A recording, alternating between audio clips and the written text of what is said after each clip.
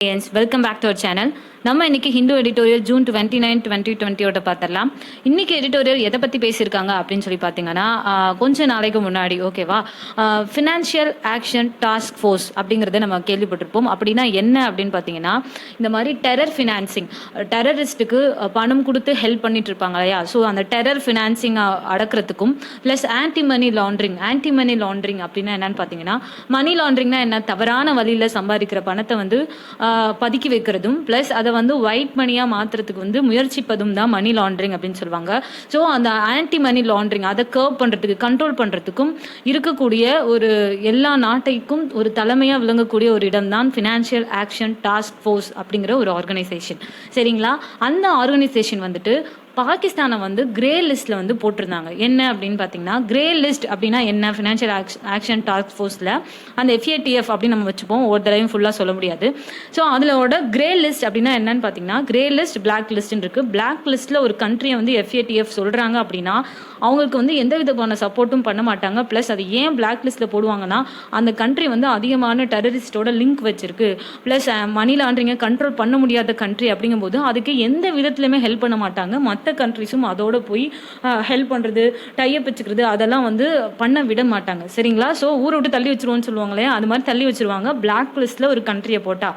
Grey லிஸ்ட்னா என்ன அப்படின்னா, ஒரு ஃபுட்பாலில் எல்லோ கார்டு காட்டுவாங்க இல்லையா, அந்த மாதிரி ஒரு முன்னெச்சரிக்கையாக ஒரு சிக்னல் கொடுக்குறது, உங்களை நாங்கள் பிளாக் லிஸ்ட்டில் போட போகிறோம், பார்த்து இருந்துக்கோங்க அப்படின்னு சொல்லி ஒரு எச்சரிக்கை கொடுக்கக்கூடிய ஒரு லிஸ்ட்டு தான் கிரே லிஸ்ட். ஸோ கொஞ்சம் டைம் கொடுத்துருக்காங்க, நீ உருப்படியாக இல்லைன்னா உன்னை பிளாக் லிஸ்ட்டில் போட்டுருவோம்னு எச்சரிக்கிறது தான் கிரே லிஸ்ட்.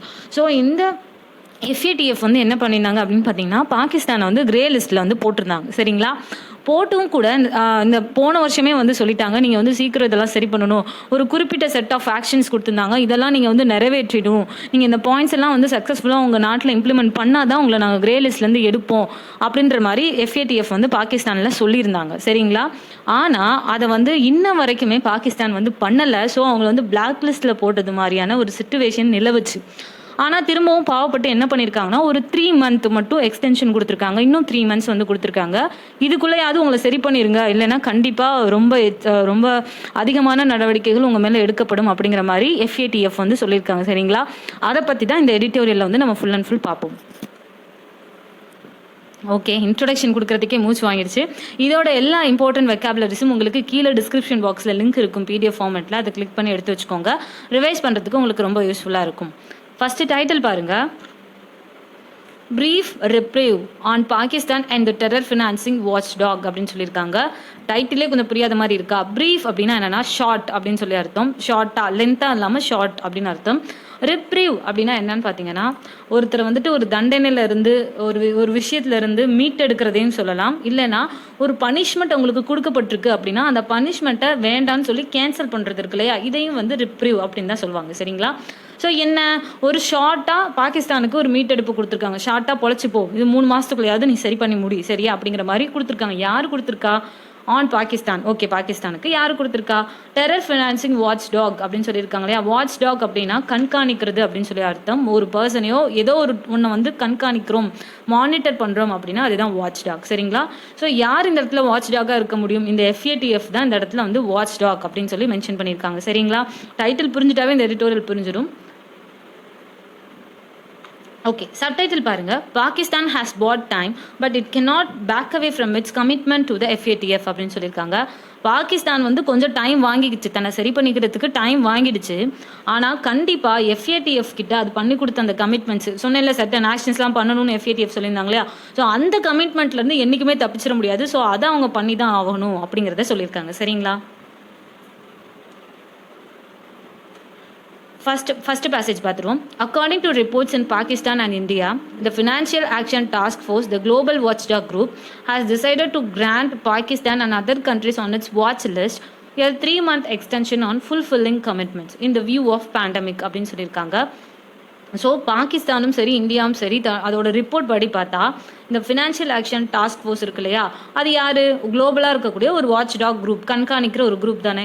அந்த குரூப் வந்து என்ன சொல்லியிருக்கு, பாகிஸ்தானுக்கும் இன்னும் சில கண்ட்ரீஸ்க்கும் வந்து ஒரு 3 month வந்து எக்ஸ்டென்ஷன் கொடுத்துருக்காங்க. அந்த அவங்களுக்கு கொடுக்கப்பட்ட அந்த கமிட்மெண்ட்ஸ் எல்லாம் வந்து முடிக்கிறதுக்கு இன்னொரு 3 month எக்ஸ்டென்ஷன் கொடுத்துருக்காங்க. எதனால, இந்த பேண்டமிக்னால அவங்களுக்கு இந்த 3 month எக்ஸ்டென்ஷன் கொடுத்துருக்காங்க. சரிங்களா, Pakistan was placed on the grey list or increased monitoring list in June 2018 and given time until October 2019 in order to complete a 27-point action plan on countering terror finance and anti-money laundering. Failing that, it would be put on the blacklist of high-risk jurisdiction facing severe financial sanction அப்படின்னு சொல்லியிருக்காங்க. So வந்து பாகிஸ்தான் வந்து already grey லிஸ்ட்டில் வந்து போட்டாச்சு. Grey லிஸ்ட்டுங்கிறது என்ன, increased monitoring அப்படின்னு இன்னொரு பேர் வச்சும் சொல்லலாம். மானிட்டரிங்னா நமக்கு தெரியும் கண்காணிக்கிறது. ஸோ இன்க்ரீஸ்டுனா இன்னும் கூர்ந்து கண்காணிக்கணும் அப்படிங்கிறது தான் இந்த கிரே லிஸ்ட்டோட அர்த்தமே. ஓகே, எப்போ போட்டாங்க? ஜூன் 2018 போட்டுட்டாங்க. அவங்களுக்கு வந்து அக்டோபர் 2019 வரைக்கும் டைம் கொடுத்துருந்தாங்க. எதுக்கு? ஒரு 27 பாயிண்ட் வந்து கொடுத்துருந்தாங்க. அந்த 27 பாயிண்ட்டையும் வந்து கம்ப்ளீட் பண்ணணும். யார் FATF வந்து பாகிஸ்தான் கம்ப்ளீட் பண்ணணும்னு சொல்லி கொடுத்துருந்தாங்க. அது இன்க்ளூடிங் என்னென்ன, இந்த டெரர் ஃபினான்ஸ், ஆன்டி மணி லாண்ட்ரிங்லாம் நீங்கள் இந்த மாதிரி விஷயங்கள், இது மாதிரி ஒரு 27 விஷயங்களை நீங்கள் சரி பண்ணிக்கணும்னு சொல்லியிருந்தாங்க. அது எதுவுமே செய்யலை. சரிங்களா? ஸோ வந்து இப்படி இருக்கும்போது அதை வந்து கண்டிப்பாக பாகிஸ்தானை வந்து பிளாக் லிஸ்ட்டில் போடுறதுக்கான வாய்ப்புகள் வந்து ரொம்ப அதிகம். ஹை ரிஸ்க் ஜுரிஸ்டிகேஷன்னா ஒன்றும் இல்லை, ஒரு சட்ட அதிகாரம், அதுதான் ஜுரிஸ்டிகேஷன். ஸோ பிளாக் லிஸ்ட்டில் போடுறதுக்கான ரிஸ்க் வந்து அதிகமாக இருக்குது. அப்படி போட்டுட்டாங்கன்னா நிறைய சிவியர் ஃபினான்ஷியல் சாங்ஷன்லாம் வந்து அப்படியே தடுத்துருவாங்க. எதுவுமே உங்களுக்கு ஹெல்ப் பண்ண மாட்டாங்க. அந்த கண்ட்ரிக்கு எந்த விதமான ஃபினான்ஷியல் ப்ளஸ் எந்த ஹெல்ப்புமே கிடைக்காது இல்லையா? அந்த மாதிரியான ஒரு நிலைமை வரதுக்கு வாய்ப்பு இருக்குது அப்படிங்கிறத சொல்லியிருக்காங்க. This means that in effect, Pakistan will have had at least one extra year to meet its deadlines, despite the fact that it has only completed 14 points so far அப்படின்னு சொல்லியிருக்காங்க. ஸோ இதெல்லாம் நடக்குது, ஓகே. ஆனாலும் இந்த பாகிஸ்தானுக்கு வந்துட்டு இன்னைக்கு நேற்று இல்லை, அக்டோபர் 2019 முடிக்க வேண்டியது. ஒரு வருஷம் ஆயிடுச்சு. இன்னமும் வந்து ஒரு வருஷம் டைம் கொடுக்கப்பட்டாலும் இது வரைக்கும் அவங்க 14 பாயிண்ட்ஸ் தான் வந்து செஞ்சு முடிச்சிருக்கிறாங்க. எவ்வளோ பண்ண சொல்லியிருக்காங்க? 27 பாயிண்ட்ல 14 பாயிண்ட்ஸ் தான் இதுவரை பண்ணியிருக்கிறாங்க அப்படிங்கிறத சொல்லியிருக்காங்க. The remainder is still a tall order and includes improving mechanism to curb terror financing, amending laws to curb hawala transaction, and placing sanction against cash couriers who facilitate terror groups, completing the prosecution of groups banned by the UNSC, and converting madrasas run by them into formal schools அப்படின்னு சொல்லியிருக்காங்க. So என்னென்ன மாதிரியான அந்த 27 பாயிண்ட்ஸில் இருக்கும் அப்படிங்கிறதுக்கு என்னென்ன மாதிரி இருக்கலாம் அப்படிங்கிறத ஒவ்வொன்றா சொல்லியிருக்கிறாங்க. ஸோ இந்த மாதிரி 14 பாயிண்ட்ஸ் முடிச்சிருக்கிறாங்க இல்லையா? மீதம் உள்ளவை ரிமைண்டர் என்னென்னவா இருக்கலாம் அப்படின்னு பார்த்தீங்கன்னா, அதில் அந்த டால் ஆர்டர் அப்படின்னு சொல்லி ஒன்று இருக்கு இல்லையா? டால் ஆர்டர் அப்படின்னா என்னன்னு பார்த்தீங்கன்னா, something that is very difficult to do. அதாவது ஒரு குறிப்பிட்ட டைமுக்குள்ளே இது பண்ணவே முடியாது, இல்லை இது பண்ணுறது கஷ்டம் அப்படிங்கிற மாதிரி இருக்கிற ஒரு விஷயத்தை தான் டால் ஆர்டர் அப்படின்னு சொல்லி மென்ஷன் பண்ணுவாங்க. சரிங்களா? ஸோ 14 முடிச்சுட்டாங்க. இந்த மீதி இருக்கிறதுலாம் கொஞ்சம் டால் ஆர்டராக இருக்குது, விச் மீன்ஸ் கொஞ்சம் டிஃபிகல்ட்டாக இருக்குது. அது என்னென்னவா இருக்கலாம் அப்படிங்கிறத ஒவ்வொன்றா சொல்லியிருக்காங்க பாருங்கள். என்னது? கர்ப் அப்படின்னா என்ன? கண்ட்ரோல் பண்ணுறது. எதை கண்ட்ரோல் பண்ணணும்? டெரர் ஃபினான்சிங்னா அவங்க சொல்லிட்டேன், டெரரிஸ்ட்டோ ஒரு இண்டிவிஜுவல் டெரரிஸ்ட்டுக்கோ ஒரு குரூப்பாக செயல்படுறவங்களுக்கோ பணம் கொடுத்து நிதி கொடுத்து உதவுறது, அதான் டெரர் ஃபினான்சிங். அதை வந்து கண்ட்ரோல் பண்ணணும். லாஸ் வந்து நிறைய அமெண்ட் பண்ணணும், லாஸை வந்து கொண்டு வரணும். எதுக்கு? இந்த ஹவாலா டிரான்சாக்ஷன்ஸ்லாம் வந்துட்டு, ஹவாலானா உங்களுக்கு தெரியும், நீங்கள் ரொம்ப ஒவ்வொன்றும் டீப்பாக போனால் அது ஒவ்வொன்றுக்கும் ஒரு கதை. ஜென்ரலாக சொல்கிறேன், ஹவாலானா என்னென்னா அதுவும் ஒரு பண மோசடி செய்கிறது தான். என்ன அதில் ஒன்றுனா, ஃபிசிக்கலாக பணத்தை வந்து லாரியில் ஏற்றி கொண்டு போய் இறக்குற மாதிரி ஃபிசிக்கல் மூவ்மெண்ட் இருக்காது. சரிங்களா? வேறு மாதிரியான ஒரு டிரான்சாக்ஷன், கருப்பு பணத்தை கைமாத்துறது தான் அதுவுமே ஹவாலா டிரான்சாக்ஷன். ஸோ அதை வந்து சில லாஸ் இம்ப்ளிமெண்ட் பண்ணுறது மூலமாக கண்ட்ரோல் பண்ணுறது. அது மட்டும் இல்லாமல் டெரர் குரூப்ஸுக்காக அந்த கேஷ் கொரியர் அப்படின்னா என்னென்ன, பணம் மாற்றி விடுற வேலையை பார்த்துட்டு இருக்காங்க இல்லையா? அந்த சாங்ஷன்ஸ்லாம் வந்து ஓரளவு கண்ட்ரோல் பண்ணுறது. அது மாதிரி UNSC, United Nations security council, அவங்க எதுக்கு அப்படின்னு பார்த்தீங்கன்னா, பீஸை வந்து மெயின்டைன் பண்ணுறதுக்கு, இந்த வேர்ல்டில் வந்து பீஸ் மெயின்டைன் பண்ணுறதுக்கு இருக்கக்கூடிய ஒரு ஆர்கனைசேஷன். ஸோ அவங்க வந்து சில டெரரிஸ்ட் குரூப்ஸை பேன் பண்ணியிருப்பாங்க இல்லையா? ஸோ அந்த குரூப்ஸ் எல்லாம் உங்கள் நாட்டிலையும் வர விடாமல் ப்ராசிக்யூஷன்னா என்ன, வழக்கு, அதுக்கான அந்த கரெக்டான வழக்கெல்லாம் சரிப்படுத்துறது. அதுக்கப்புறம் என்னென்னா, இது என்ன நான் சொல்கிறேன் பாருங்கள், இந்த மெட்ராசஸ் அப்படின்னு இருக்கு இல்லையா? மெட்ராசஸ்னால் நம்ம சென்னையை சொல்லலாம். அவங்க மெட்ராசஸ் அப்படின்னா என்ன அப்படின்னு பார்த்தீங்கன்னா, அரபிக் வேர்டில் அதுக்கு பேர் வந்து எஜுகேஷனல் இன்ஸ்டிடியூஷன் அப்படின்னு அர்த்தம். இதை வந்து சவுதி அவங்க கொடுத்து அவங்க மூலமாக ரன் பண்ணக்கூடிய ஒரு எஜுகேஷனல் இன்ஸ்டிடியூஷன். அது வந்து நிறைய நாட்டிலையும் இருக்குது, பர்டிகுலராக பாகிஸ்தானில் வந்து அதிகமாக இருக்குது. இது ஒரு இஸ்லாமிக் ரிலீஜியஸ் ஸ்கூல். சரிங்களா. இது ஸ்கூல் தான். ஆனாலும் இதை ஏன் வந்துட்டு குறிப்பிட்டு சொல்கிறாங்க அப்படின்னா, இதில் நிறையா வந்து அந்த மதம் சார்புடைய அங்கேருந்து தான் அந்த டெரரிசம் வந்து லிட்டிலாக கொஞ்சம் கொஞ்சமாக இம்ப்ரூவ் ஆகிறதுக்கு வாய்ப்பு இருக்குது. ஸோ அந்த மாதிரி ஒரு விஷயங்களை கற்றுக் கொடுத்துட்ருக்குறாங்க அப்படின்னு ரொம்ப நாளாக ஒரு பேச்சு அடிப்படும். ஸோ அந்த ஸ்கூல்ஸை வந்துட்டு அந்த மதராசா அப்படின்னா அந்த ஸ்கூல்ஸ் அதை வந்துட்டு கரெக்டான முறையில் ஒரு ஃபார்மல் ஸ்கூல்ஸாக மாற்றுறது, இந்த மாதிரி விஷயங்களை தான் மீதி இருக்குது. இதை இன்னும் அவங்க பண்ண வேண்டியது இருக்குது பாகிஸ்தான் அப்படிங்கிறத சொல்லியிருக்காங்க. Each item demands more accountability by Pakistan on terror groups, as well as the shift within its ruling establishment and the benefits of allowing such groups to exist at all அப்படின்னு சொல்லியிருக்காங்க.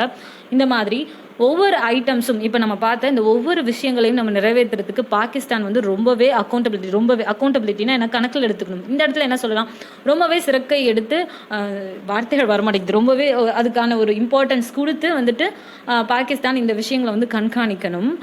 முக்கியமாக என்ன அப்படின்னு பார்த்தீங்கன்னா, இந்த மாதிரி சச் குரூப்ஸ் அப்படின்னா எது, இந்த மாதிரி பண்ணக்கூடாது, இந்த குரூப்ஸ் தான் அலோவ் பண்ணக்கூடாது அப்படிங்கிறத வந்துட்டு முடிஞ்ச அளவுக்கு எப்படி வந்து அவங்க வந்து தடுக்கிறது. இது இன்டைரக்டாக எப்படி சொல்லியிருக்காங்கன்னு பார்த்தீங்கன்னா, இந்த மாதிரி பாகிஸ்தான் இந்த விஷயங்கள் எல்லாம் கொஞ்சம் அதிகமாக கவனம் எடுத்துக்கணும்னு சொல்லிட்டு, அதே மாதிரி தன்னோட ரூலிங் எஸ்டாப்ளிஷ்மெண்ட், தன்னோட அந்த ஒரு அதிகாரத்திட்ட வந்துட்டு இந்த குரூப்ஸை அலோவ் பண்ணுறதுனால அது எந்த பெனிஃபிட்டை பார்க்க போகுது அப்படின்ற மாதிரி கேட்டிருக்காங்க. விச் மீன்ஸ் அவங்கள அலோவ் பண்ணுறதுனால உங்களுக்கு எந்த பெனிஃபிட்டும் கிடையாது, அதுலேயும் நீங்கள் கொஞ்சம் கவனமாக இருங்க அப்படிங்கிற மாதிரி சொல்லியிருக்காங்க. சரிங்களா. Despite this being Pakistan's third stint on the FATF watch list, prior occasions were in 2008 and 2012 to 2015, there is little evidence that it has yet internalized that message அப்படின்னு சொல்லியிருக்காங்க. இதில் அந்த ஹைலைட்டட் வேர்டான ஸ்டிண்ட் அப்படின்னா என்ன அப்படின்னு பார்த்துருவோம். ஸ்டிண்ட்னா ஒரு பீரியட் ஆஃப் டைம் ஒரு வேலை செய்கிறதுக்கு எடுத்துக்கிறோம் இல்லையா, அதுதான் stint. Time spend for doing that job, particular job, ஒரு விஷயத்தை பண்ணுறதுக்கு, அதுதான் ஸ்டிண்ட். சரிங்களா. ஸோ பாகிஸ்தானுக்கு இது எத்தனாவது ஸ்டிண்ட், இது ஒன்றும் இன்னைக்கு நேற்று இல்லை, இது வந்து 3வது டைம் இதே மாதிரி அவங்க வாங்குறது. இதுக்கு முன்னாடி எப்போலாம் நடந்திருக்குன்னு பார்த்தீங்கன்னா 2008 நடந்திருக்கு, 2012 to 2015 இதே மாதிரி நடந்திருக்கு, இப்போ 2018-19 இப்போ தொடர்ந்து நடந்துட்டு இருக்கு. சரிங்களா. அதை சொல்லியிருக்காங்க. அது மட்டும் இல்லாமல் இவ்வளோ தடவை இது வந்து அடிபட்டாலுமே லிட்டில் எவிடன்ஸ் தட் இன்னமும் வந்து இந்த மெசேஜஸ்லாம் அது உள் வாங்கிக்கிச்சா, இன்டர்னலைஸ்ட் அப்படின்னா என்னென்னா உள்வாங்குதல், உள் வாங்கிக்கிச்சா அப்படின்னா இல்லை அப்படிங்கிறத சொல்லியிருக்காங்க. இந்த லிட்டில் எவிடன்ஸ்னால் கொஞ்சம் எவிடன்ஸ் அப்படின்னு கிடையாது. எப்போவுமே லிட்டில்னு முன்னாடி போடுறாங்கன்னா விச் மீன்ஸ் நோ எவிடன்ஸ் அப்படின்னு தான் அர்த்தம். ஸோ லிட்டில்னா கொஞ்சங்கிறத எடுத்துக்காதீங்க என்றைக்குமே. லிட்டில் எவிடன்ஸ் அப்படின்னா நோ எவிடன்ஸ்ன்னு அர்த்தம். சரிங்களா. ஓகே, இதை ஃபுல்லாக பார்த்துருவோம். In a US report on terrorism released last week, Pakistan remains a safe haven for most UN prescribed groups. The report also adds that its step to prosecute certain leaders of JAM and LET are ஒரு line cut ஆகிடுச்சு, ஒரு நிமிஷம் நான் அது என்ன லைன்னு சொல்கிறேன் உங்களுக்கு. Okay, R இன்னடிக்குவேட்டுங்கிற ஒரு வேர்டு மட்டும் நமக்கு இந்த இடத்துல விட்டு போயிடுச்சு. ஸோ அதை மதிச்சுக்கோங்க. இப்போ என்னன்னு சொல்லி பார்த்தலாம். ஸோ லாஸ்ட் வீக்கில் வந்துட்டு யூஎஸ் ரிப்போர்ட் வந்து டெரரிசம் பற்றி ரிலீஸ் ஆனதில் இன்னமும் வந்து பாகிஸ்தான் என்ன மாதிரி தான் இருக்கான், சேஃப் ஹெவன்னா இந்த இடத்துல வந்துட்டு என்ன அர்த்தம் அப்படின்னு சொல்லி பார்த்துட்டிங்கன்னா, ஒரு சேஃப் ஆர் பீஸ்ஃபுல் பிளேஸ், ஒரு இடம் வந்து ரொம்ப சேஃபாக இருக்குது, பீஸ்ஃபுல்லாக இருக்குன்னா அதுதான் ஹெவன் அப்படின்னு சொல்லுவாங்க. ஸோ இன்னமும் பாகிஸ்தான் வந்து இந்த மாதிரி யூஎன் வந்துட்டு ப்ரெஸ்கிரைப்டுனா தடை செய்த குரூப்ஸுக்கு இன்னமும் அது ஒரு சேஃபான பிளேஸாக தான் இருக்குது. ஸோ இந்த மாதிரியான குரூப்ஸ் தான் இன்னமும் பாகிஸ்தானில் போய் இருக்க தான் செய்கிறாங்க, அதுக்கு அவங்க வந்து ஆதரவு கொடுக்க தான் செய்கிறாங்க பாகிஸ்தான் அப்படிங்கிறத யூஎஸ் ரிப்போர்ட் வந்து சொல்லியிருக்கு. அதே மாதிரி இந்த ரிப்போர்ட் ஆல்சோ இங்கேருந்து வர ஓகே, இந்த ரிப்போர்ட் ஆல்சோ ஆட்ஸ் தட் அப்படின்னு சொல்லிட்டு 2 தீவிரவாத இயக்கத்தை சொல்லியிருக்கிறாங்க. அந்த ஜேஇஎம் அப்படின்னா எனக்கு ஃபுல் ஃபார்ம் மறந்துச்சுன்னு நினைக்கிறேன். இது வந்து லக்ஷர் இ தொய்பான்னு நினைக்கிறேன். இது வந்துட்டு ஜைஷி முகமதுன்னு நினைக்கிறேன். ஓகே, எனக்கு தெரியல, பார்த்துக்கோங்க. ஜைஷி முகமது, லக்ஷர் இ தொய்பான்னு நினைக்கிறேன். இந்த 2 டெரரிஸ்ட் குரூப்ஸ் அதை மென்ஷன் பண்ணிட்டு அந்த ரிப்போர்ட் அதோட விடலை. இன்னும் என்ன சொல்லியிருக்காங்க அப்படின்னு பார்த்தீங்கன்னா, இந்த மாதிரி இந்த 2 தீவிரவாத இயக்கத்தோட தலைவர்கள் இருக்காங்க இல்லையா, அவங்கள வந்துட்டு இன்னமும் இது ஆதரிச்சுட்டு தான் இருக்குது. இல்லை இவங்க 2 குரூப்போட அந்த தலைவர்களுக்கு வந்து நடவடிக்கை பாகிஸ்தான் எடுத்தது வந்து போதுமான அளவாக இல்லை அப்படிங்கிறத அந்த ரிப்போர்ட் வந்து சொல்லியிருக்கு. சரிங்களா.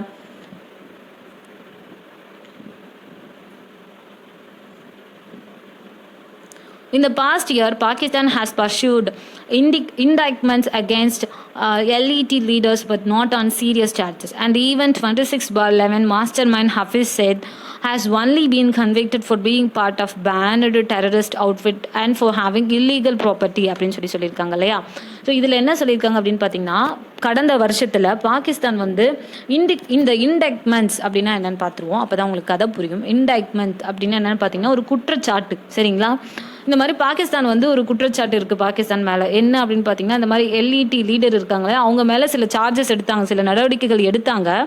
அது என்ன மாதிரி நீங்களே பாருங்க. அடுத்து சொல்லியிருக்காங்க பாருங்க, இந்த 26/11 அப்படின்னு சொல்லியிருக்காங்களே, அப்படின்னா அதை எதை குறிக்கும்னா 2008 மும்பை அட்டாக் நடந்துச்சு இல்லையா, அந்த அட்டாக்கை குறிக்கிறது தான் இந்த 26/11. ஸோ அந்த அட்டாக்குள்ள மாஸ்டர் மைண்டாக செயல்பட்ட இந்த ஹஃபீஸ் அப்படிங்கிறவருக்கு என்ன மாதிரியான தண்டனை கொடுத்துருக்காங்க நீங்களே பாருங்க. அவங்க மேலே சொல்லியிருக்கிறது என்ன வழக்குனா, அவர் மேலே பெரிய தப்புலாம் இல்லை, அவர் வந்து அந்த டெரரிஸ்டோட அந்த குரூப்பில் வந்து ஒரு பார்ட்டாக செயல்பட்டுட்டாரு. அதே மாதிரி அவர் வந்து இல்லீகல் ப்ராப்பர்ட்டி நிறைய வச்சிருந்தாரு அப்படிங்கிற ஒரு கன்விக்ஷன், குற்றச்சாட்டை மட்டும்தான் அவங்க மேலே பாகிஸ்தான் சுமத்திருக்கு. அப்படின்னா நீங்களே பார்த்துக்கோங்க என்ன மாதிரியான நடவடிக்கை வந்து அவங்க எடுத்துருக்குறாங்க. அப்படின்னா நடவடிக்கையே எடுக்கல அப்படிங்கிறது தான் இந்த இடத்துல குத்தி காட்டுறாங்க, சரிங்களா? Meanwhile, elite operations commander Zahiur Rahman Lakvi, Sajid Mir and JEM chief Masood Azhar appear to be at large அப்படின்னு சொல்லிட்டாங்க. இது முதல் பார்த்துருவோம். அதே மாதிரி இந்த மாதிரி எல்இடியோட ஆப்ரேஷன் கமாண்டர்ஸாக செயல்படக்கூடிய இவங்க ஜஹீர் ரஹ்மான் அவங்களும் சஜித் மிர் அப்படிங்கிறவங்களும் ஜெம் அப்படிங்கிற அந்த டெரரிஸ்ட் குரூப்போட சீஃப் மசூத் அசார் இவங்கெல்லாம் வந்துட்டு பெரிய லெவலில் இன்னமும் செயல்பட்டு தான் இருக்கிறாங்க. ஸோ அதுக்கு வந்து Pakistan prime minister Imran Khan's reference in its parliament to Al-Qaeda founder Osama bin Laden as a martyr underlines the establishment attitude to these groups. So இந்த மாதிரி மேலே குறிப்பிட்ட அவர்கள்லாம் இன்னமும் வந்து பெரிய லெவலில் தான் இயங்கிட்டு இருக்கிறாங்க. அதை வந்து நம்ம எது மூலமாக பாகிஸ்தான் இவங்களுக்கு என்ன மாதிரி தண்டனை கொடுக்குன்னு நம்ம ஒரு விஷயத்தை எக்ஸாம்பிளாக எடுத்துக்கலாம். எந்த விஷயத்தைன்னு பார்த்தீங்கன்னா, பாகிஸ்தான் பிரைம் மினிஸ்டர் இம்ரான் கான் வந்து Al Qaeda founder Osama bin Laden இருக்கார் இல்லையா, அவரை வந்து மேரிட்டியர் அப்படின்னு சொல்லியிருக்காராம். அப்படின்னா என்ன, மேரிட்டியர்னா தியாகி அப்படின்னு சொல்லி அர்த்தம். ஸோ அவரையே வந்துட்டு அந்த அல்-கொய்தா ஃபவுண்டர் ஒசாமா பின் லாடனே வந்து தியாகி அப்படின்னு சொல்லி பிரைம் மினிஸ்டர் இம்ரான் கான் சொல்கிறாரு. அப்படின்னா இது அடிகோடிட்டு எதை தான் காட்டுதுன்னா, பாகிஸ்தான் எந்த மாதிரி வந்து மற்ற டெரரிஸ்ட் குரூப்லாம் அடைக்கலம் கொடுக்குங்கிறத நீங்களே பார்த்துக்கோங்க அப்படிங்கிற மாதிரி சொல்லியிருக்காங்க, சரிங்களா? Pakistan's failed attempt to have the UNSC designate 4 Indians as terrorists last week, it was vetoed by the US speaks to its lacks of credibility on the issue அப்படின்னு சொல்லியிருக்காங்க. இல்லை அந்த வீட்டோடு அடிச்சு விட்டேன். வீட்டோடு அப்படின்னா வீட்டோனா என்னன்னு பார்த்தீங்கன்னா, ஒரு விஷயத்தை வந்து அக்செப்ட் பண்ணாமல் ரெஃப்யூஸ் பண்ணுறது, அதாவது இது ஏற்றுக்க முடியாதுன்னு சொல்லுவோம், அதுதான் வந்து வீட்டோ அப்படின்னு சொல்லி அர்த்தம். ஸோ பாகிஸ்தான் ஒரு விஷயத்தை ட்ரை பண்ணுச்சு. என்ன அப்படின்னு பார்த்தீங்கன்னா, லாஸ்ட் வீக் வந்துட்டு இந்த மாதிரி இந்த 4 இண்டியன்ஸை வந்துட்டு நீங்கள் வந்து டெரரிஸ்ட்டாக அனௌன்ஸ் பண்ணுங்கன்னு யுஎன்எஸ்சி கிட்ட ஒரு ஒரு ஒரு ஆப்ளிகேஷன் வச்சுது. அதை வந்து அவங்க வந்து ரிஜெக்ட் பண்ணிட்டாங்க, சரிங்களா? அந்த விஷயத்தில் பாகிஸ்தான் ஃபெயிலியர் ஆகிடுச்சு. அதே விஷயத்தை வந்து யூஎஸும் என்ன சொல்லியிருக்காங்கன்னு பார்த்தீங்கன்னா, அந்த ஒரு விஷயத்தை வந்து நாங்கள் ஏற்றுக்க மாட்டோம், அந்த 4 இண்டியன்ஸை டெரரிஸ்ட்னு சொல்கிறத நாங்கள் ஏற்றுக்க மாட்டோம், பிகாஸ் அதில் வந்து எங்களுக்கு நம்பகத்தன்மை இல்லை. கிரெடிபிலிட்டி அப்படின்னா நம்பகத்தன்மை, லேக்னா இல்லை, ஸோ குறைஞ்சிருக்கிறது. ஸோ எங்களுக்கு வந்து அதில் நம்பகத்தன்மை இல்லை அப்படிங்கிறத சொல்லியிருக்காங்க. போயிட்டே இருக்குது. ஓகே, இன்னும் 2 தான் இருக்குது. Pakistan is counting on its role in facilitating the Afghanistan peace deal by pushing Taliban leader to participate in order to mitigate the troubles at the FATF, and with support from countries keen to conclude the Afghan deal may even ensure few more extension for its government அப்படின்னு சொல்லியிருக்காங்க. So இந்த இடத்துல வந்து பாகிஸ்தான் வந்து இன்னமும் தன்னை வலு சேர்த்துக்கிறதுக்காக என்ன பண்ணுது அப்படின்னு பார்த்தீங்கன்னா, பாகிஸ்தான் பீஸை வந்து நாங்கள் செட்டில் பண்ணுறோம், ஆப்கானிஸ்தான் பீஸ். இந்த ஆப்கான் பீஸ் அப்படிங்கிறதுக்கும் ஒரு கதை போகும், அதுக்கு நான் ஒரு லைனில் மட்டும் சொல்கிறேன். ஆப்கானில் வந்து எப்போவுமே ஒரு போர் மூழ்கிற மாதிரியான நிலையே வந்து இருந்துட்டு இருக்கும். அது ஏன்னு பார்த்தீங்கன்னா, அந்த தலிபன் அவங்க இருப்பாங்களே, அந்த தலிபன் அந்த குரூப்புக்கும் யூஎஸ் இருக்காங்களே அவங்களோட சோல்ஜர்ஸ் அவங்களுக்கும் ஒரு விஷயம் போயிட்டுருக்கு. அது என்னன்னு நம்ம அடுத்து ஏதாவது எடிட்டோரியல் வந்தால் படிப்போம். ஒவ்வொன்றுக்கும் ஒரு கதை சொன்னால் டைம் எடுத்துகிட்டே போகும். ஸோ அதில் வந்து எப்போவுமே ஒரு பீஸ் அப்படிங்கிறது ஆப்கானில் இருக்காது, சரிங்களா? ஸோ அந்த ஒரு பீஸ் கொண்டு வரதுக்கு நாங்கள் வந்து ஹெல்ப் பண்ணுறோம் அப்படிங்கிற மாதிரி அந்த தலிபன் லீடர்ஸ் இருக்காங்க, தலிபான் அப்படின்னு சொல்லுவாங்க, நமக்கு ஏற்ற மாதிரி சொல்லுவோம். அந்த தலிபான் லீடர்ஸ் அவரை வந்து நாங்கள் புஷ் பண்ணி அந்த விஷயத்துக்கு ஒரு பீஸ் கொண்டு வரோம் அப்படிங்கிற மாதிரி பாகிஸ்தான் சொல்லுது, சரிங்களா? இல்லை அந்த மிட்டிகேட் அப்படின்னா என்னென்னு பார்த்தீங்கன்னா, சாந்தப்படுத்துறது. ஒரு விஷயம் சீரியஸாக இருக்குன்னா அதை முடிஞ்ச அளவு கம்மி பண்ண பார்க்குறது, அதுதான் வந்து மிட்டிகேட், சரிங்களா? இது மூலமாக FATF வந்து சாந்தப்படுத்திட முடியும், அதை வந்து அமைதிப்படுத்திட முடியும். ஏன்னா இதுவும் ஒரு லஞ்சம் கொடுக்குற மாதிரி தான். இந்த மாதிரிலாம் பண்ணால் FATFக்கு கொஞ்சம் வேலை குறையும், ஏன்னா அவங்க தானே இதெல்லாம் கண்காணிக்கிற குரூப். ஸோ அவங்களுக்கு ஒரு வேலை குறையும். நாங்கள் இந்த விஷயத்தை நான் பண்ணி கொடுத்துட்டா என்ன அவங்க சும்மா விட்டுருவாங்கன்னு பாகிஸ்தான் அதை பண்ணுறாங்க அப்படிங்கிறத சொல்லியிருக்காங்க. அதே மாதிரி மற்ற கண்ட்ரிஸ்ல இருந்தும் நான் சப்போர்ட் வாங்கி இந்த ஆப்கான் டீலை வந்து கன்க்ளூட் பண்ணுறது மூலமாக என்னோட ஒரு அதிகாரத்தை வந்து சரி பண்ணிக்க முடியும்னு பாகிஸ்தான் முற்படுது அப்படின்னு சொல்லியிருக்காங்க. ஃபைனலாக கன்க்ளூஷன் வந்துட்டோம். Eventually given the rigorous FATF action plan and the combined pressure of countries in the group, Pakistan would do well to realize that only clear and consistent action would free it from commitments at the FATF. In any case, giving a free rein to terror groups cannot be in its own interest அப்படின்னு சொல்லியிருக்காங்க. இதில் இந்த rigorous அப்படிங்கிறத நீங்கள் தெரிஞ்சுக்கணும். ரிகரஸ்னால் என்னென்னா extremely தரோ and careful, ரொம்ப கேர்ஃபுல்லாகவும் எக்ஸ்ட்ரீம் தரோவாக இருக்கிறத தான் ரிகரஸ்ன்னு சொல்லுவாங்க. ரெயின் அப்படின்னா என்னென்னு பார்த்தீங்கன்னா ஒரு கட்டுப்பாடு, ஒரு கண்ட்ரோல், அதுதான் வந்து ரெயின். இப்போ வந்து நான் இதை உங்களுக்கு எக்ஸாக்டாக தமிழில் கன்க்ளூஷன் தெளிவாக சொல்கிறேன், கேட்டுக்கோங்க. இறுதியாக ஒரு கடுமையான இந்த FATF செயல் திட்டம் மற்றும் குழுவில் உள்ள நாடுகளில் ஒருங்கிணைந்த அழுத்தம் இதெல்லாம் கருத்தில் வச்சுக்கிட்டு ஒரு தெளிவான நிலையான நடவடிக்கைகள் மட்டும்தான் FATF-ஓட கடமைகளிலிருந்து தன்னை இப்படியே தமிழில் சொன்னால் புரியாது, நானே சொல்லிடுறேன் பாருங்கள். அதாவது இந்த மாதிரி FATF ஆக்ஷன் பிளான்லாம் இருக்கு இல்லையா, இந்த மாதிரி பிளான்கள்லாம் வந்துட்டு இந்த மாதிரி பாகிஸ்தான் வந்து தானாக செயல்படலை. இந்த மாதிரி FATF-ஓட அந்த ரிகரஸ் ஆக்ஷன் இதனை பண்ணி தான் ஆகணுங்கிற ஒரு ஆக்ஷனும், அது மாதிரி அதில் இருக்கக்கூடிய அந்த மெம்பர்ஸ் கண்ட்ரிஸோட அந்த ஒரு ப்ரெஷரும் இணைஞ்சு தான் பாகிஸ்தானை இந்த விஷயங்கள்லாம் பண்ணி தான் ஆகணும், இந்த கமிட்மெண்ட்ஸ்லாம் செஞ்சு தான் ஆகணும் அப்படிங்கிறத செய்ய வைக்குது. அதே மாதிரி இன்னொரு விஷயத்தையும் பாகிஸ்தான் புரிஞ்சுக்கணும். இன் எனி கேஸ் இந்த மாதிரி டெரரிஸ்ட் குரூப்புக்கு ஹெல்ப் பண்ணுறது அப்படிங்கிறது உனக்கு எந்த விதத்துலையும் நன்மையும் செய்யாது, வேற யாருக்குமே அது பெனிஃபிட் கிடையாது. நீ உன்னோட ஓன் இன்ட்ரெஸ்ட்டுக்காக இதை செய்யறதுக்கு ஒன்றுமே கிடையாது அப்படின்னு சொல்லி எடிட்டோரியலில் முடிச்சிருக்காங்க. ஸோ இந்த எடிட்டோரியல் உங்களுக்கு கண்டிப்பாக புரிஞ்சிருக்குன்னு நினைக்கிறேன். என்னால் முடிஞ்ச அளவு நான் தெளிவாக சொல்லிட்டேன். இதோட எல்லா வேர்ட்ஸும் உங்களுக்கு PDF ஃபார்மேட்டில் கீழே டிஸ்கிரிப்ஷன் பாக்ஸில் லிங்க் இருக்கும், கிளிக் பண்ணி எடுத்து வச்சுக்கோங்க. உங்களுக்கு இந்த எடிட்டோரியல் பிடிச்சிருந்தா மறக்காமல் சப்ஸ்கிரைப் பண்ணிக்கோங்க. பக்கத்தில் இருக்க பெல் ஐக்கான் ப்ரெஸ் பண்ணி ஆல் அப்படின்னு செலக்ட் பண்ணிக்கோங்க. உங்கள் ஃப்ரெண்ட்ஸுக்கும் ஷேர் பண்ணுங்கள். See you brilliance.